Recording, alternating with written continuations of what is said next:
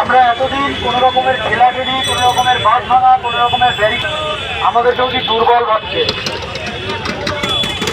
এটা আমাদের এই ভদ্রতাটাকে যদি কেউ দুর্বলতা ভাবে, তার ভাবনার মধ্যে সমস্যা আছে। ওই ভাবনার যে সমস্যা আছে তার বিরুদ্ধে আমাদের এই প্রতিবাদ। কি পেয়েছে এখানে জুনিয়র ডাক্তার রাস্তায় হাঁটছে, রাস্তা কারো বাপের নাকি? লাঠি মারার ক্ষমতা কে দিল?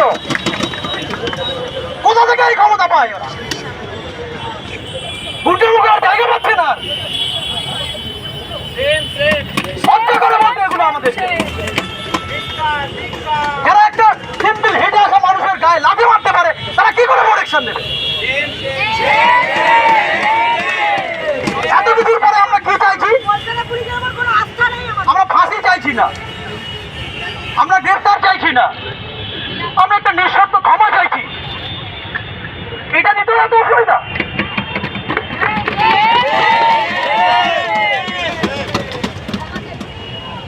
সবাই কিছু কিছু মাথা ধরা পড়ছে, আর মাথাও ধরা পড়বে, বডিও ধরা পড়বে, লেজগুলোও ধরা পড়বে। যে প্রত্যেকটা ঘন্টা, প্রত্যেকটা মিনিটের হিসেবে আমরা নিচ্ছি, সেই বিষয়ক সুনির্দিষ্ট কর্মসূচি আমরা এখান থেকে ঘোষণা করতে গেছিলাম। এরকম করে মানা হলো, এখনো নিঃশর্ত ক্ষমা চাওয়া হচ্ছে না। আমরা অবিলম্বে নিঃশর্ত আগে ক্ষমা চাইতে হবে এবং তারপর গিয়ে আমরা আমাদের প্রেস রিলিজ করে আমাদের কর্মবিরতি এবং পরবর্তী কর্মসূচি জানাবো। অবিলম্বে কিন্তু জানাতে হবে। আরো বহু মানুষ আসছেন, ওনারা যদি ভয় পেয়ে থাকেন, ওরা যদি ভেবে থাকেন যে আমরা সংখ্যায় কম, আরো বহু মানুষ কিন্তু আসছেন। চ্যাংদোলা করে নিয়ে যাওয়া হয়েছে বলে অভিযোগ করা হচ্ছে। ডাক্তার এইরকম পুলিশের তরফে নাকি বলা হচ্ছে, অভিযোগ করা হচ্ছে।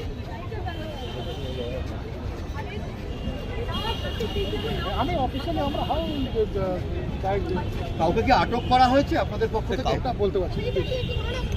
ওনারা কি অবস্থান বিক্ষোভের অনুমতি পাচ্ছেন?